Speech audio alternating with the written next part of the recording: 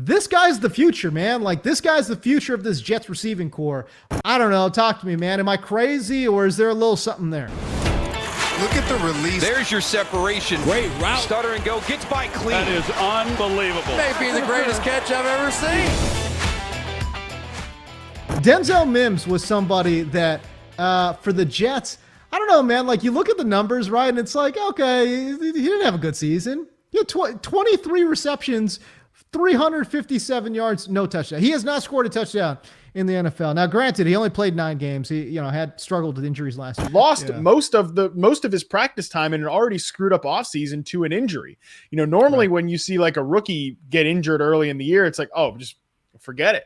We talked about this with Brandon Ayuk last week, where he was a guy who got banged up but kept coming back, got on the COVID list, kept coming back. And like, that makes me a lot more I'm a lot more optimistic about Ayuk than Mims, but just still, the point remains, when you see guys doing that, I think that's impressive. I like Denzel Mims.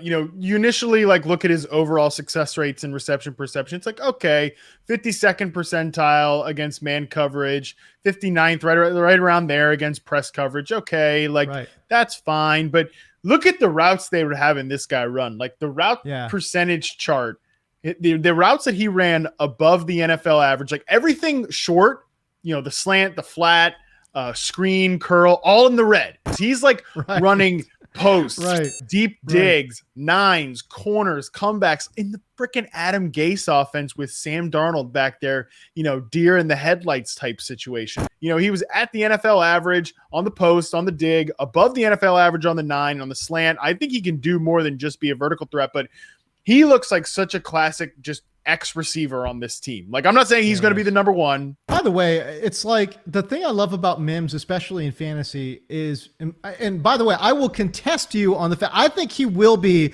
the leading receiver for the Jets this year. Mims looks like the one that you can have out there, with real close, tight against that line of scrimmage. He wins in contested situations. That's still the strength of his game. He is 100% a ball winner. In reception perception, he actually had a 72.7% contested catch rate. Like, that's really the strength of his game.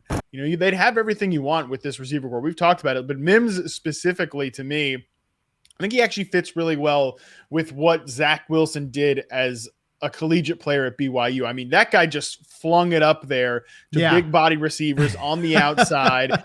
Right. That's Mims' game, man. And I don't know that, again, I don't know that he's going to become like a true number one receiver, but I'm willing to take the gamble on him and be optimistic for his career going forward, because he did flash legit big play, ball winning upside as an X receiver in a truly, truly horrible offense. Obviously, you would rather your guy get 10 opportunities, 50 yards downfield. He only needs to connect on 2 of those to have a monster game, right?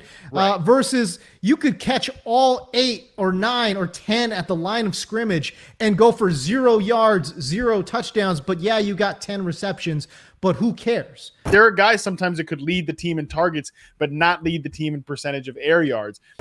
You mentioned Denzel Mims. 42% of his routes last year were deeper routes, either 9, post, or corner, to kind of elucidate what you were talking about in terms of how difficult truly some of his targets were deep downfield. And again, just common football knowledge, which is just the further you throw the ball downfield, the harder it is to catch it. How can he be an 80% on slants and be green, but 50% on 9s and be green? I'm throwing out numbers randomly here, on the route success rate chart. And it's because the average success rate for a slant route is much higher than the average success rate, how often a player gets open on a 9 route, a post route. The further you go down the field, the harder it is to get open, the harder the routes become. Some of the RP numbers kind of but I don't know, visually, it just something stuck with me visually watching Mims play last year.